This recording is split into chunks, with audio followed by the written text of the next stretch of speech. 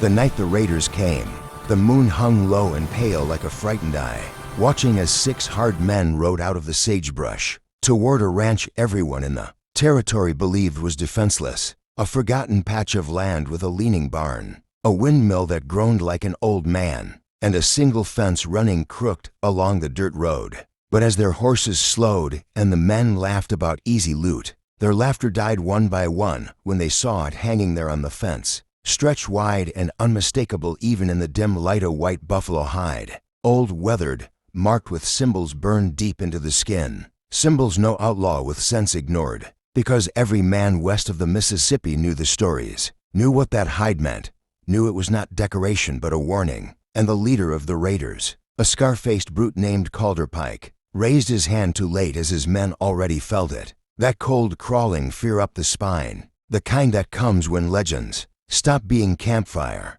tales and start breathing in front of you. The ranch itself was silent, no lights, no dogs barking, no men rushing out with rifles, just that hide flapping softly in the wind like it was alive, watching them, judging them. And one of the younger raiders whispered he'd heard about a white buffalo hide nailed to a fence near the Cimarron years back, how a whole gang vanished after mocking it, how only horses were found days later, reins cut clean. And Calder snarled at him to shut his mouth, saying hides didn't shoot back. But even as he spoke, his voice lacked conviction, because the land felt wrong, too still, like the earth itself was holding its breath. They dismounted anyway, greed pushing them forward, boots crunching on frost as they crossed the fence line. And that was when the sound came, slow and deliberate thump, thump, thump, the unmistakable rhythm of a single drum, deep and steady, not loud but powerful enough to be felt in the chest. And from the shadows of the barn stepped an old rancher, tall, broad, hair white as bone, rifle resting easy in his hands, eyes calm, not afraid. And behind him, shapes moved on the ridge, silhouettes against the sky, riders without sound, faces hidden. And Calder laughed again, forced and brittle, calling the old man a fool, asking where his army was. And the rancher answered quietly that armies made noise, guardians did not. Then he nodded once toward the fence and said the hide was not his, that it had been given to him by a people he once sheltered when soldiers burned their winter camp, that the white buffalo was sacred, a promise of balance, and that by crossing the fence after seeing it, the raiders had already chosen their fate. The first shot cracked the night before Calder could answer, dropping one raider from the saddle without a scream, and chaos exploded as gunfire flashed, horses screamed, and the shadows came alive, Apache riders sweeping down like ghosts, silent, precise, unstoppable,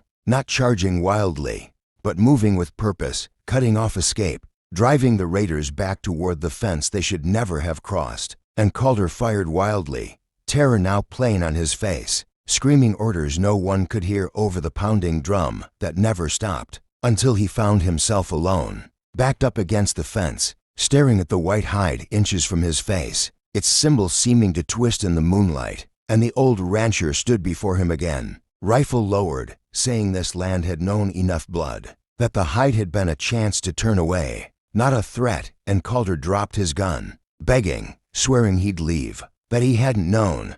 But the rancher only shook his head and said everyone knew. That was the curse of the white buffalo. It showed men exactly who they were when they were tested. By dawn, the ranch was quiet again, the hide still hanging on the fence, untouched. And travelers passing later would hear the story grow with each telling, about the defenseless ranch that wasn't, about raiders who froze when they saw the white buffalo hide and never rode again, and about an old rancher who guarded more than land, guarded a promise between worlds. And if this legend stirred your blood and you want more powerful Wild West stories of courage, mystery, and forgotten truths, don't forget to subscribe to the channel Wild West Dairies, where the frontier lives on and every story rides straight into legend.